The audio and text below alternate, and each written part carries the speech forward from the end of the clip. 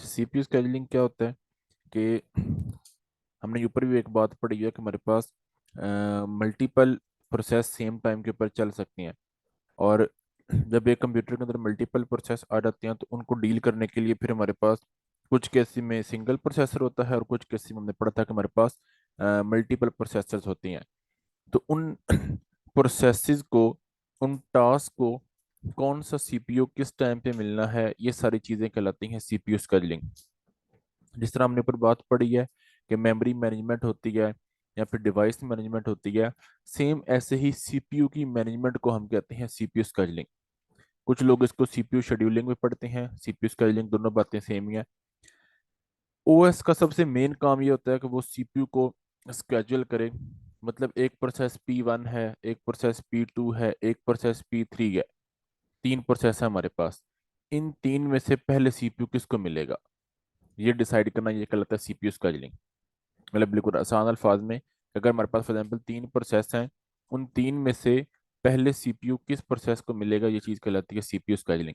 और वो रैंडमली चलो P1 को दे दो या रैंडमली P2 को दे दो, और जो प्रोसेस मिल रहा होता है वो किसी क्राइटेरिया की बेस के ऊपर मिल रहा होता है। और वो क्राइटेरिया हमारे पास डिसाइड होते हैं, वो हमारे पास कहलाती हैं सीपीयू स्केजुलिंग एल्गोरिथम्स। वो आगे हम पढ़ेंगे भी क्या होती हैं। स्केलिंग एल्गोरिदम चार मेन हमने पढ़नी है: first come first serve, shortest job first, priority scheduling और राउंड रॉबिन। तो ये हमारे पास मतलब मेन चार एल्गोरिदम्स हैं। वो एल्गोरिदम डिसाइड करते हैं कि हाँ जी किस प्रोसेस ने होना है। वो हमारे पास टेबल से गिवन होंगे और उनके अंदर हमने प्रैक्टिकली वर्क करना है, जिसके अंदर हमें थोड़ा बहुत आइडिया मिल जाएगा कि हमने किस प्रोसेस को चलाना है और क्यों चलाना है और कितने टाइम के लिए चलाना है, और नेक्स्ट प्रोसेस की बारी को, नेक्स्ट कौन सा प्रोसेस आएगा और वो किसकी बारी होगी। ये सारा सीक्वेंस हम इसमें देखेंगे। थोड़ा बहुत देख लेते हैं यहाँ पे इसकी जो डिटेल्स हैं, फिर हम उस पॉइंट के ऊपर जाते हैं।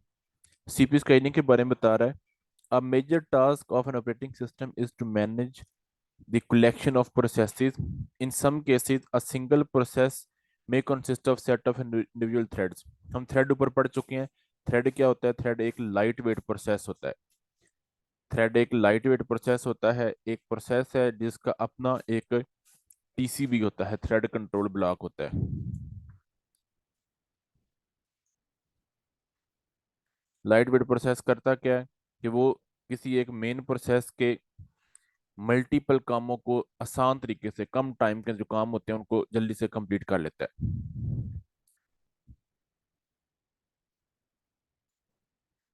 अच्छा, इसमें बता रहा है: in both situation a system with a single CPU और multiple processor system with fewer CPU then processor has to divide CPU time among the different processes. जब आपके पास एक सीपीयू हो तब भी, या फिर आपके पास नंबर ऑफ प्रोसेस ज्यादा हो और नंबर ऑफ सीपीयू कम हो, दोनों सूरतों में आपको सीपीयू का टाइम मैनेज करना पड़ता है। और वो मैनेज होता है with the help of CPU scheduling. ऐसे हमने रैंडमली सिस्टम नहीं उसको नहीं कह सकते कि वो अपने काम अपने मुताबिक करता रहे। जब नंबर ऑफ प्रोसेस ज्यादा है और नंबर ऑफ फॉर एग्जांपल जो सीपीयूज हैं वो थोड़े हैं, तो उस टाइम मैनेज करना पड़ता है। जैसे फॉर एग्जांपल मैं एक सिंपल सी रियल लाइफ का एग्जांपल देता हूँ कि हमारे पास फॉर एग्जांपल 10 क्लासेज हैं और प्रोजेक्टर हमारे पास तीन है। तो हमने उनको मैनेज करना है कि हाँ जी इस टाइम पे ये क्लास प्रोजेक्टर इस्तेमाल करेगी, इस टाइम पे ये क्लास प्रोजेक्टर इस्तेमाल करेगी, इस टाइम पे ये क्लास प्रोजेक्टर इस्तेमाल करेगी। अब पॉसिबल मैं कहता हूँ प्रोजेक्टर वाले रूम हैं वो तीन है। तो जिस तरह लैब होती है, अब लैब अगर ओपन छोड़ दें कि जिसका दिल है वो आके लैब अटेंड कर ले, फिर पॉसिबल नहीं है, फिर क्लैशेस होंगे। एक टीचर भी अपनी क्लास लेकर आ जाएगा, सेकंड टीचर भी अपनी क्लास लेकर आ जाएगा। तो उसका एक टाइम टेबल बनाया जाता है ताकि पता चले कि हाँ जी इस टाइम से इस टाइम तक ये फलां क्लास ने लैब अटेंड करनी है, इस टाइम से इस टाइम तक फलां क्लास ने लैब अटेंड करनी है। तो वो सीक्वेंस जो होता है वो मैनेज करना पड़ता है। सेम प्रोसेसर का भी ऐसे सीक्वेंस मैनेज करना पड़ता है कि किस टाइम पे सीपीयू किस प्रोसेस को मिलेगा। तो ये चीज कहलाती है सीपीयू स्केजुलिंग।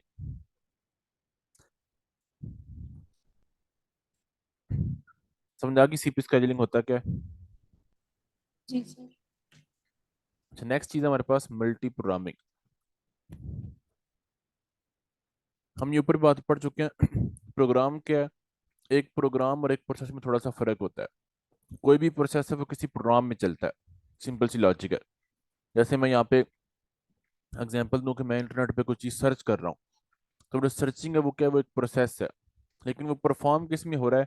वो गूगल क्रोम में परफॉर्म हो रहा है। तो गूगल क्रोम यहाँ पे क्या बन जाएगा? प्रोग्राम। यहाँ पे मल्टी प्रोग्रामिंग थोड़ी बहुत डिटेल बता रहा है the operating system can make the computer more productive by switching the CPU among the processes. The objective of multiprogramming is to have some process running at all the time. This should maximize the CPU utilization. If only one CPU, then there will be only one process running at that time. If there are more processes that need to be run, there will have to wait. जब आपके पास number of processor, number of CPU एक है या फिर minimum है, और number of processes ज्यादा हैं, उस टाइम पे ऑब्वियस सी बात है कुछ प्रोसेस को वेट करना पड़ेगा, ताकि उनको, ऑब्वियस सी बात है कोई भी प्रोसेस है वो कब वर्किंग स्टेट में आता है, जब उसको सीपीयू मिलता है। तो सीपीयू हासिल करने के लिए उनको वेट करना पड़ सकता है। वो यहाँ पे कह रहे हैं कि मल्टी प्रोग्रामिंग में क्या है कि प्रोसेस को स्विच करना पड़ सकता है। There must be some mechanism to select that which process will run next when the CPU become the available. जब सीपीयू एक प्रोसेस को फिनिश कर ले, उसके बाद सीपीयू अवेलेबल है, फ्री है, उस टाइम पे कौन सा प्रोसेस मिलेगा, वो कह रहे हैं कि इसके लिए कोई ना कोई एल्गोरिदम होना चाहिए, कोई ना कोई मैकेनिज्म होता होगा। वो मैकेनिज्म कहलाता है CPU scheduling. The operating system maintains a ready queue. ये हमने ऊपर बात पढ़ी है, रेडी क्यू क्या होती है। आपको आई गेस याद होगा, हमने चैप्टर नंबर 2 में ये बात पढ़ी थी। हमारे पास जॉब क्यू होती है, फिर रेडी क्यू होती है। जब एक प्रोसेस को रैम मिल जाती है तो वो रेडी क्यू में आ जाता है। हर प्रोसेस को अपना काम करने के लिए रैम की जरूरत होती है। जितनी उसको रैम चाहिए उतनी, या फिर उसका कुछ हिस्सा, फॉर एग्जाम्पल उसको 100 MB चाहिए थी, उसको 1 MB मिली गया, तब भी वो रेडी क्यू में आ जाएगी, वो अपना काम शुरू कर सकता है process. Process on this queue are ready to be executed whenever a currently executing process need to wait. Operating system picks a process from the ready queue and assign the CPU to that process. जब भी कहता है कि एक process finish हो जाएगा या फिर एक प्रोसेस किसी वजह से वेट में लगा है, तो उस टाइम पे सीपीयू को फ्री नहीं छोड़ना। ऑब्वियस ऑटोमेटिकली जो हमारा सिस्टम होता है, ऑपरेटिंग सिस्टम होता है, वो पिक करता है एक नए प्रोसेस को on the base of some algorithm. Randomly pick नहीं कर रहा होता, on the base of some algorithm, जो चार मैंने आगे आपको बताई हैं, उन चारों में से किसी एक की बेस के ऊपर वो एक नए प्रोसेस को पिक करेगा और सीपीयू उसको एलोकेट कर देगा, ताकि वो जो वेट वाला टाइम है प्रोसेस का, उस टाइम में सीपीयू फ्री ना रहे, उस टाइम में सीपीयू कोई और काम कर ले। फॉर एग्जाम्पल P1 है, वो वेट में लगा है 10 सेकंड के लिए। अब 10 सेकंड के लिए सीपीयू फ्री नहीं रहेगा, सीपीयू ओएस जो है वो उसको एक नया प्रोसेस दे देगा। फॉर एग्जाम्पल P2 दे दिया कि P2 को चलाओ, P2 फिनिश हो गया, एक नया प्रोसेस दे देगा P3, P4, P5। जब तक उस P1 का वेट खत्म नहीं होता, उस टाइम तक नए प्रोसेस उसको मिलते रहेंगे। ये सारी चीज जो मैनेज हम कर रहे होते हैं, ये चीज कहलाती है सीपीयू स्केजुलिंग। समझाई बात की। ये अगर उसने एग्जांपल दिया इस नीचे वाले, ये कि दो हमारे पास प्रोसेस हैं, दोनों प्रोसेस एग्जिस्टिंग स्टेट के अंदर हैं, किसी एक पॉइंट के ऊपर एक प्रोसेस को दरमियान में वेट करना पड़ रहा है, टाइम स्लाइस है उनकी। ये जो लाइन से लगे, इसका मतलब है कि उनको सीपीयू उतने टाइम के लिए मिल रहा है। या रैंडम जो उसने एक एग्जांपल दिया, वो आपको ऊपर एग्जांपल अगर जो मैंने समझाई उसकी समझ आ गई, तो आपको सीपीयू स्केलिंग और मल्टी प्रोग्रामिंग की समझ आ गई होगी। एक सिंपल सी मैं एग्जांपल से आपको दोबारा समझा देता हूँ कि हमारे पास एक प्रोसेस है। हम्म, हमारे पास एक प्रोसेस है, फॉर एग्जाम्पल P1। P1 को मिला हुआ था सीपीयू, सीपीयू इसको चला रहा था, और इसको चाहिए था सीपीयू फॉर फॉर एग्जाम्पल मैं कहता हूँ कि 10 सेकेंड्स। लेकिन दरमियान में आके P1 को वेट में लगना पड़ गया।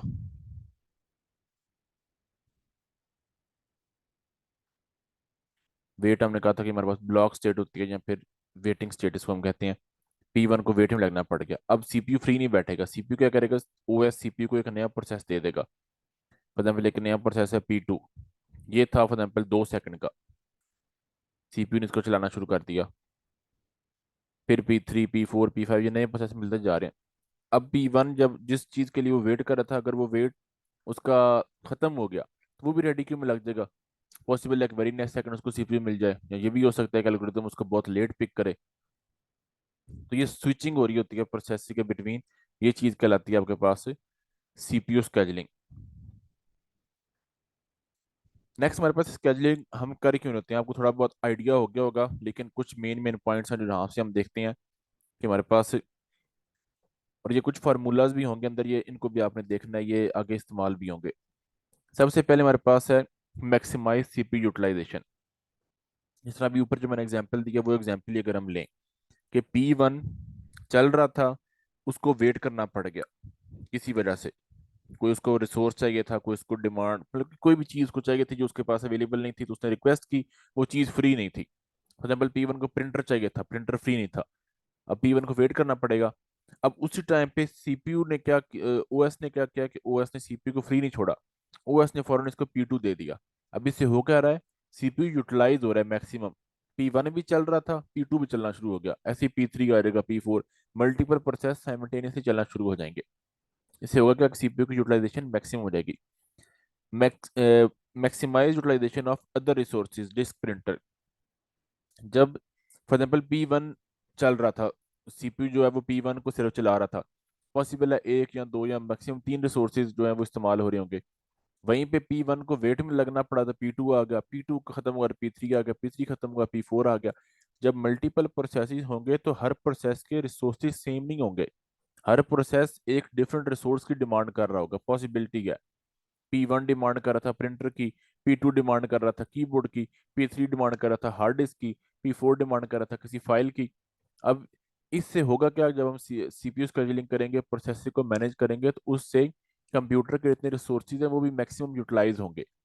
हर प्रोसेस एक नई चीज की डिमांड कर रहा होगा, जिसकी वजह से जो मैक्सिमम रिसोर्सेज हैं वो यूटिलाइज हो रहे होंगे, इस्तेमाल हो रहे होंगे। रिसोर्सेज क्या है, मैंने आपको पहले भी समझाया था, कीबोर्ड, माउस, कोई भी डिवाइस जो आपके कंप्यूटर से अटैच है, प्रिंटर है, स्कैनर है, माइक्रोफोन है, हार्ड डिस्क है, कोई जो आपके पास यूएसबी है, वो सारे रिसोर्सेज कहलाती हैं। नेक्स्ट पॉइंट है मैक्सिमाइज थ्रूपुट। थ्रूपुट क्या होता है, एक गिवन टाइम के अंदर सीपीयू कितने काम कर रहा है, सीपीयू कितने प्रोसेस फिनिश कर रहा है, वो कहलाता है थ्रूपुट। फॉर एग्जाम्पल मैं कहता हूँ 1 सेकंड, 1 सेकंड में सीपीयू कितने प्रोसेस फिनिश कर रहा है, एग्जीक्यूट कर रहा है, ये चीज कहलाती है थ्रूपुट। थोड़ा आसान अल्फाज में से यहाँ पे बताया हुआ है, number of jobs completed per unit time. अब वो यूनिट टाइम लाजमी नहीं कि सेकंड ही हो, वो पर मिनट हो सकता है, वो पर आवर हो सकता है, वो कुछ छोटी यूनिट हो सकती है, पर नैनो सेकंड हो सकता है। ठीक है, तो वो आपके पास डिपेंड कर सकता है कितने टाइम के अंदर आप मेजर कर रहे हैं, वो हर सिस्टम का डिफरेंट हो सकता है। नेक्स्ट है minimize waiting time. Minimize waiting time का मतलब क्या है कि हर प्रोसेस को कम से कम वेट करना पड़ रहा है। फॉर एग्जाम्पल P1 अगर फॉर एग्जाम्पल होता फिनिश होना है तो उसके बाद ही P2 की बारी आनी है, फिर तो काफी टाइम लगना था, P1 वेट में लग गया, P2 की बारी को नहीं आ रही। अब उससे होगा क्या कि अगर P1 वेट में लगा है तो P2 की बारी आ गई या किसी और प्रोसेस की बारी आ गई, तो प्रोसेस का जो वेट था वो कम होता गया सीपीयू स्केजुलिंग से, सीपीयू एल्गोरिदम से।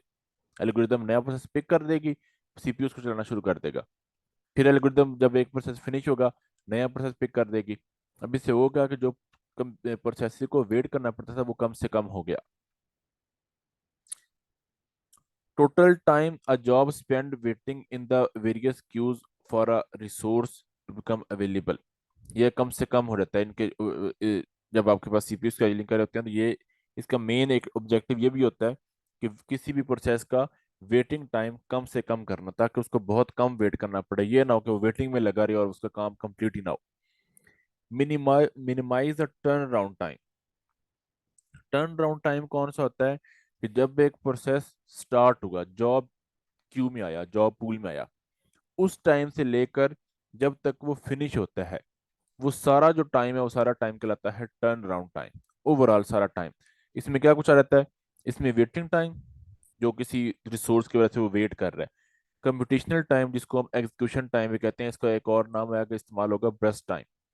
एक प्रोसेस को सीपीयू का कितना टाइम चाहिए, वो टाइम कहलाता है कंप्यूटेशनल टाइम। उसको हम एग्जीक्यूशन टाइम भी कहते हैं, उसको हम ब्रस्ट टाइम भी कहते हैं, मल्टीपल नाम। प्लस आईओ टाइम, उस प्रोसेस के दरमियान फॉर एग्जाम्पल उसको चाहिए था किसी डिवाइस, किसी इनपुट डिवाइस या फिर किसी आउटपुट डिवाइस का टाइम भी चाहिए था। अब वो टाइम ऑब्वियसली बात है ज्यादा होगा, रीजन क्या है कि सारी डिवाइसेस, जितनी भी कंप्यूटर के साथ डिवाइसेस अटैच होती हैं वो सारी सीपीयू से बहुत स्लो होती हैं। इस वजह से वो टाइम भी शामिल करके एक प्रोसेस चलने से लेकर बिल्कुल इनिशियलाइजेशन से लेकर, शुरू होने से लेकर खत्म होने तक जितना भी टाइम होगा वो सारा टाइम मिलाकर हम कहते हैं टर्न अराउंड टाइम। सर इसमें कंप्यूटेशन टाइम क्या है? कंप्यूटेशनल टाइम वो होता है जो एक प्रोसेस को सीपीयू का टाइम मिलता है। इसको हम कहते हैं calculation time, execution time, burst time, multiple नाम है इसके। वो टाइम जो एक प्रोसेस P1 था उसको सीपीयू को चाहिए था, वो सारा टाइम कहलाएगा। अब फॉर एग्जाम्पल एक प्रोसेस P1 है, वेटिंग में लग गया, अब उस वेटिंग टाइम फॉर एग्जाम्पल वो 10 सेकंड के लिए वेट में लगा रहा है, अब वो 10 सेकंड सीपीयू टाइम में शामिल नहीं होंगे, सीपीयू टाइम उसके अलग होगा। वो हर प्रोसेस का स्टार्ट में होता है कि इसको सीपीयू का इतना टाइम चाहिए। जो हम इसके लिए नाम इस्तेमाल कर रहे होंगे इधर बुक के अंदर, उसको हम कहते हैं बर्स्ट टाइम। इसको एग्जीक्यूशन टाइम की जगह पे हम इस्तेमाल कर रहे होंगे, मल्टीपल इसका नाम है। नेक्स्ट है minimize response time. Response time क्या होता है कि एक प्रोसेस P1 जॉब क्यू में आया, सीपीयू कितने टाइम के बाद उसको मिला, ये होता है रिस्पॉन्स टाइम। जैसे किसी पर्सन को मैसेज किया, वो मैसेज का रिप्लाई कितनी देर बाद आ रहा है, ये होता है रिस्पॉन्स टाइम। सेम ऐसे ही एक प्रोसेस सिस्टम का हिस्सा बना, सीपीयू कितने टाइम के बाद उसको मिल रहा है, ये होता है रिस्पॉन्स टाइम। तो वो कम से कम करना ताकि उसको जल्दी से जल्दी सीपीयू मिले और वो जल्दी से जल्दी फिनिश हो जाए। ये मिनिमाइज हो जाता है, मिनिमाइज करना ऑब्जेक्टिव होता है स्केजुलिंग का। इसमें नेक्स्ट है फेयरनेस। फेयरनेस का मतलब क्या है कि सारे प्रोसेस इक्वल डील हो। P1 है, P2 है, P3 है, अप टू PN है। 50 प्रोसेस हैं तो 50 के 50 प्रोसेस सेम डील हो, ये ना हो कि एक प्रोसेस को पिक किया जाए और दूसरे प्रोसेस को जानबूझ के वो ना पिक करे। एल्गोरिदम ऐसी बनी होती है सिस्टम के अंदर, इसका मेन ऑब्जेक्टिव होता है कि फेयरनेस करना, तमाम रिसोर्सेज, तमाम प्रोसेस, तमाम जो डाटा है उस डाटा को इक्वल ट्रीट करना। और एल्गोरिदम जो रिजल्ट जनरेट कर रही है वो रिजल्ट ही एवेलुएट हो। ये ना हो कि एल्गोरिदम ने रिजल्ट जनरेट किया कि P1 चलेगा, लेकिन सीपीयू जो है वो या सिस्टम जो है वो P2 को चलाना शुरू कर दे या P3 को चलाना शुरू कर दे। फेयरनेस क्या है कि जो एल्गोरिदम ने रिजल्ट निकाला है वो रिजल्ट ही चलेगा, और रिजल्ट ही आगे फुलफिल होगा, उसके अंदर कोई चेंजेस वगैरह नहीं होगी। अच्छा, इसके बाद है अवॉइड इनडेफिनेट पोस्टपोनमेंट। पोस्टपोनमेंट क्या होता है कि फॉर एग्जाम्पल P1 की बारी थी, P2 को चलाना शुरू कर दिया, वो प्रायोरिटी स्केजुलिंग में ऐसे होगा। वो क्या है, उसको पोस्टपोन कर रहे हैं कि अभी नहीं थोड़ी देर बाद, अभी नहीं थोड़ी देर बाद। तो ये ना हो कि आपके पास कोई ऐसी एल्गोरिदम आपकी हो जो एक प्रोसेस को हर बार इग्नोर कर दे, हर बार इग्नोर कर दे। तो वो क्या हो जाएगा, वो इनफाइनाइट पोस्टपोनमेंट उसकी की जा रही होगी। फॉर एग्जाम्पल एक प्रोसेस है P10, उसकी बारी को नहीं आ रही, हर बार जो दूसरा प्रोसेस है, जो भी एल्गोरिदम लग रही है, जो भी प्रोसेस बन रहे हैं, हर बार जो रिजल्ट आता है उसमें P10 नहीं चलता, बाकी सारे प्रोसेस चल जाते हैं। P1 के साथ कंपेरिजन हुआ तो P1 चल गया, P10 नहीं चला। P2 के साथ कंपेरिजन हुआ, P2 चल गया, P10 नहीं चला। अब ये क्या है कि P10 को इनफाइनाइट पोस्टपोन किया जा रहा है। तो ये इसको इसके अंदर अवॉइड करना होता है, कम से कम करना होता है। कि नॉर्मली आपके पास उस प्रोसेस में होता है जहाँ पे आपके पास प्रायोरिटी एसोसिएट होती है। प्रायोरिटी होती है तो ऑब्वियसली बात है कि प्रोसेस की अगर प्रायोरिटी कम है तो उसकी बारी तो आनी को नहीं है, उसकी बारी तो सबसे लास्ट में आएगी जब सारे प्रोसेस खत्म हो चुके होंगे। तो वो कम से कम करना, ये रिस्पॉन्सिबिलिटी होती है सीपीयू स्केजुलिंग की। यूनिफॉर्मिटी। यूनिफॉर्मिटी फेयरनेस की तरह की होता है, लेकिन यूनिफॉर्मिटी होता है सेम बिहेवियर सबके साथ, प्रिडिक्टेबल हो कि हाँ जी ये जो चीज़ है ये P1 था तो अब P1 के बाद P2 की बारी आनी है, और बाकी P2 की बारी है। ये होती है यूनिफॉर्मिटी। ये ना हो कि प्रिडिक्ट किया जा रहा हो कि P1 के बाद P2 की बारी है लेकिन चल P7 जाए। ये P1 P2 प्रोसेस की मैं नाम अज्यूम कर रहा हूँ कि ये अज्यूम किया जा रहा था कि हाँ जी ये चलो प्रोसेस खत्म होगा, इसके बाद इसकी बारी है। जैसे हमारे पास फर्स्ट कम फर्स्ट सर्व वाली एल्गोरिदम है, उसमें ऑटोमेटिकली प्रिडिक्ट हो रहा होगा खाने ये प्रोसेस पहले चल रहा था, अब इसकी बारी है। तो ये ना हो दरमियान में कोई और प्रोसेस जो है उसको चलाना शुरू कर दें उस एल्गोरिदम के रिजल्ट से, और रिजल्ट को ओवरटेक करके। Graceful degradation. ग्रेसफुल डिग्रेडेशन क्या होता है कि जानबूझकर किसी एक प्रोसेस को डिग्रेड किया जाना, उससे सीपीयू की वर्किंग थोड़ी बहुत स्लो हो जाती है, कम हो जाती है। The system response degradation gradually rather than coming to a sudden virtual stand still in the case of excessive load. जब आपके पास सिस्टम के ऊपर ज्यादा बर्डन पड़ रहा होता है तो उस टाइम पे ये होता है कि नॉर्मली वो रूटीन से हटकर काम कर देता है। किसी एक प्रोसेस को किल कर दिया, किसी एक प्रोसेस को पिक ना किया एग्जीक्यूशन के लिए। तो जब सीपीयू एल्गोरिदम चल रही होगी बैक साइड के ऊपर तो लोड ज्यादा हो या कम होगा।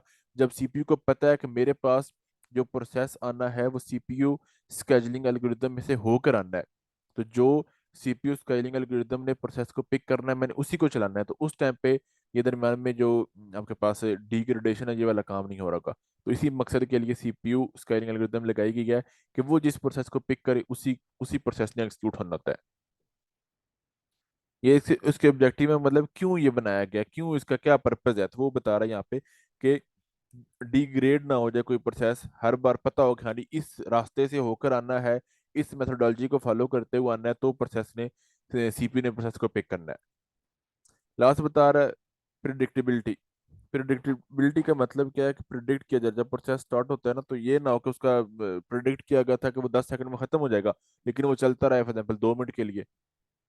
ठीक है, प्रिडिक्ट किया जा सके वो कितने टाइम का है, कितना टाइम उससे चलेगा, कितने रिसोर्स ने डिमांड करना है। ये ना हो कि उसको चाहिए हो सिर्फ 2 रिसोर्स और वो डिमांड कर ले 50 रिसोर्स की, सारे रिसोर्स अपने पास वो पहले से होल्ड करके बैठ जाए। इससे आपके पास सिस्टम स्लो हो जाएगा और डेडलॉक की तरफ जाना शुरू हो जाएगा। डेडलॉक जिसे हम कहते हैं आसान अल्फाज में हैंग होना, जब एक प्रोसेस को रिसोर्स बहुत थोड़े चाहिए, 1 2 3 रिसोर्स चाहिए, लेकिन वो डिमांड कर ले 10 15 20 रिसोर्स की, तो उस टाइप पे ऑब्वियस सी बात है कि बाकी जितने भी प्रोसेस होंगे वो वेटिंग में लग जाएंगे। जब ज्यादा प्रोसेस वेटिंग में लगते हैं तो आपका सिस्टम डेडलॉक की तरफ जाना शुरू हो जाता है। समझाइए, इनमें से कुछ देख लें पॉइंट, अगर आपने पूछना है मैं रिवाइज कर देता हूँ। सर थ्रूपुट वाला दोबारा बता third point. Maximize throughput. Throughput क्या होता है कि कितने नंबर ऑफ प्रोसेस फिनिश होंगे एक गिवन टाइम के अंदर।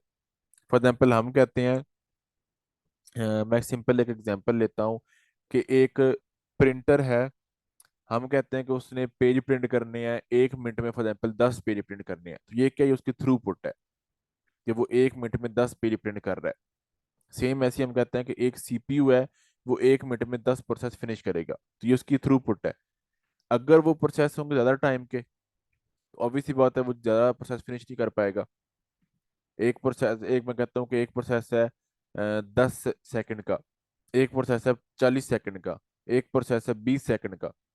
अब ये 1 मिनट में सिर्फ 3 प्रोसेस हो रहे हैं, किसी एक गिवन टाइम हमने कैलकुलेट किया, तो 3 प्रोसेस 1 मिनट में फिनिश हो रहे थे। लेकिन वहीं पे मैं कहता हूँ कि एक प्रोसेस आ गया P7, फॉर एग्जाम्पल P10, मैं कहता हूँ P10 आ गया 1 सेकंड का, P11 आ गया 2 सेकंड का, P12 आ गया 1 सेकंड का, ऐसे एक एक 2 2 सेकंड के प्रोसेस आना शुरू हो गए। हमने 1 मिनट के बाद चेक किया तो हमारे पास 25 प्रोसेस फिनिश हुए थे। पहले मिनट में जब हमने चेक किया था तो वहां पे 3 प्रोसेस 1 मिनट में फिनिश हो रहे थे, वहां पे थ्रूपुट कम थी। अब यहाँ पे 25 प्रोसेस फिनिश हो गए हैं 1 मिनट के अंदर, यहाँ पे क्या है, थ्रूपुट ज्यादा है। अब वो थ्रूपुट को कहता है कि मैक्सिमाइज करना होता है। रीजन क्या होता है कि अगर हम एक प्रोसेस के ऊपर सीपी कंप्यूटर को बोल दें कि बस ये प्रोसेस पहले खत्म करना है फिर किसी और को पिक करना है, तो ऑब्वियस सी बात है कि वो एक गिवन टाइम के अंदर सिर्फ एक प्रोसेस को लेकर बैठा हुआ है, उसको फिनिश कर ही नहीं रहा। जैसे मैं एक सिंपल सी एग्जांपल लेता हूँ कि फॉर एग्जांपल एक पेशेंट जो है वो डॉक्टर के पास चला गया है चेकअप के लिए। डॉक्टर कहता है कि मैंने चेकअप तो कर देना है, लेकिन अगर आप जो प्रीवियस जो मैंने चेक किया था वो सारा रिकॉर्ड अगर आपके पास हो तो मेरे लिए थोड़ी आसानी होगी। वो बंदा कहता है कि जी मेरे पास अभी तो है को नहीं, घर पड़ा हुआ था, मैं घर से मंगवाता हूँ। उसने किसी बंदे को भेजा और वो घर चला गया, वो जो पुराना सारा डिटेल थी डॉक्टर ने लिखा हुआ था सारा वो लेने के लिए। अब उस दरमियान में अगर डॉक्टर कोई और पेशेंट को चेक करना शुरू कर दे, तो ऑब्वियस सी बात है कि उसी गिवन टाइम के अंदर नंबर ऑफ पेशेंट चेक हो जाएंगे। फॉर एग्जाम्पल उसको घर जाने में आधा घंटा लग गया, वापस आने में अब आधे घंटे पॉसिबल 10 पेशेंट चेक हो जाएंगे। अब यहाँ पे क्या कि थ्रूपुट इंक्रीज हुई है। उसने उस चीज को हर्डल नहीं बनाया कि मैं एक पेशेंट को चेक कर रहा हूँ तो मैंने पहले इसको चेक करना है फिर मैं किसी और को चेक करूंगा। उसने कह दिया कि अब ये पेशेंट वेटिंग में लग गया, क्योंकि इसके पास वो गिवन चीज नहीं है जो मुझे चाहिए, जो काम आगे चलाने के लिए मुझे चाहिए। अब उसने क्या कर दिया, उसको वेटिंग में लगा दिया और बाकी सारे पेशेंट को चेक कर दिया। तो यहाँ पे क्या होगा, गिवन टाइम में थ्रूपुट इंक्रीज हो गया।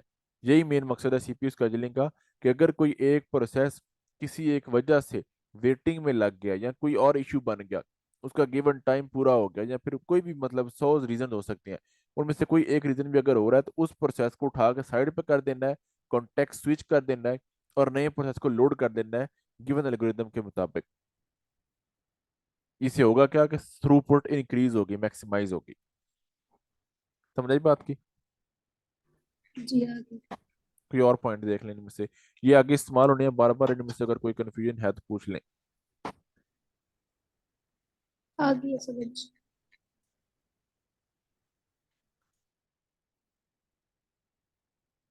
अच्छा, नेक्स्ट है आपके पास सीपीयू आईओ ब्रस्ट साइकिल।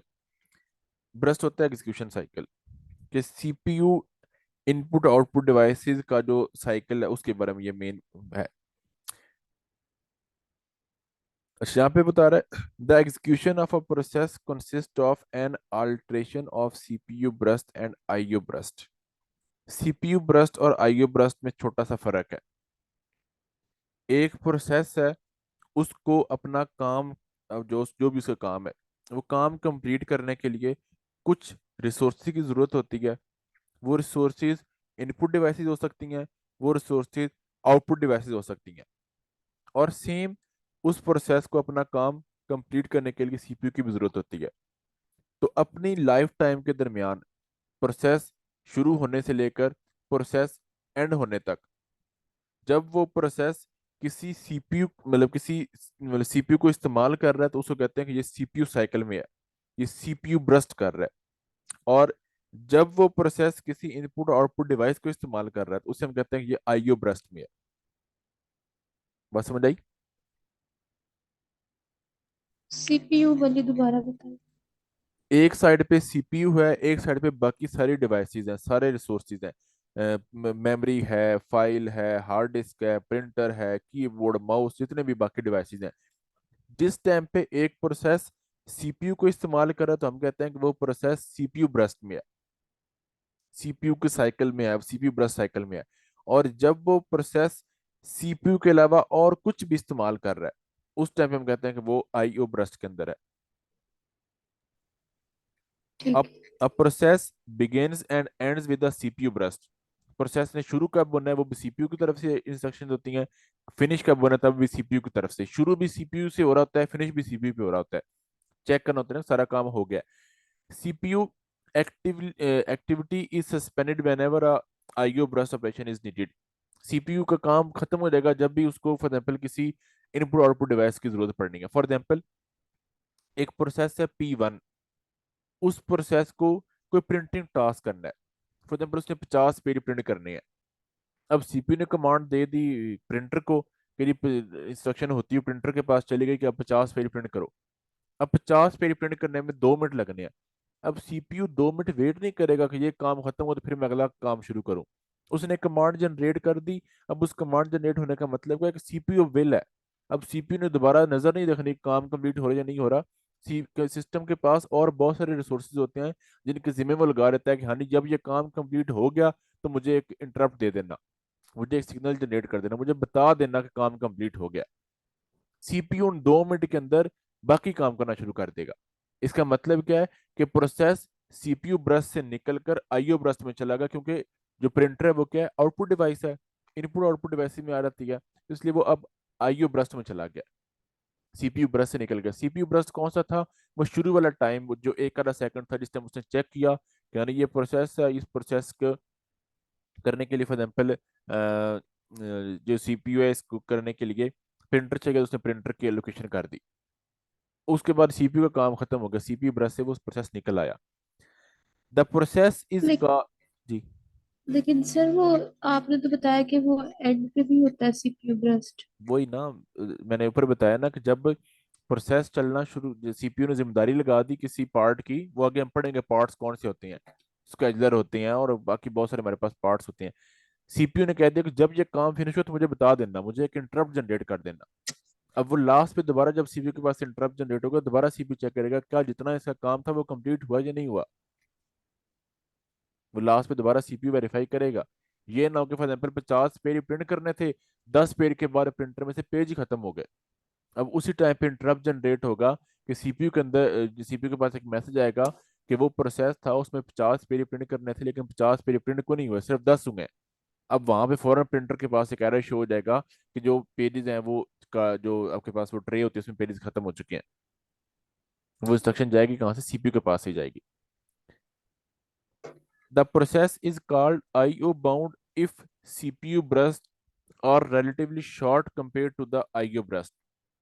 कहता है कि हम एक प्रोसेस को IO बाउंड कहेंगे अगर उसका इनपुट आउटपुट डिवाइसेस से जो उसको टाइम चाहिए वो ज्यादा हो और सीपीयू का टाइम उसको कम चाहिए हो।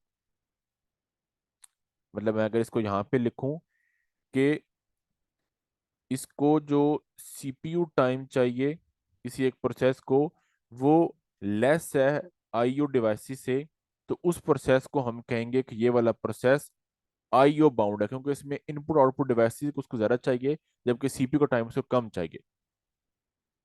जिस तरह यहाँ पे मैंने एग्जांपल दिया ना प्रिंटर वाली, अब इसमें क्या है कि सीपीयू का टाइम सिर्फ शुरू वाला चाहिए, कि बस कमांड दे दो कि अलाउ कर दो कि प्रिंटर 50 पेज प्रिंट करे। अब उसके बाद इनपुट आउटपुट डिवाइस का काम आ गया, प्रिंटर का काम आ गया, प्रिंटर उसको 2-3 मिनट जितने भी टाइम उसको चाहिए वो ज्यादा। सीपीयू कितने टाइम के लिए इस्तेमाल हुआ? 1 सेकंड के लिए। प्रिंटर कितने टाइम के लिए इस्तेमाल हुआ? 2 मिनट के लिए। अब यहाँ पे क्या है कि इनपुट आउटपुट डिवाइस का टाइम ज्यादा है, सीपीयू का टाइम कम इस्तेमाल हो रहा है, तो इसको हम कहेंगे ये हमारे पास प्रोसेस है आईओ बाउंड।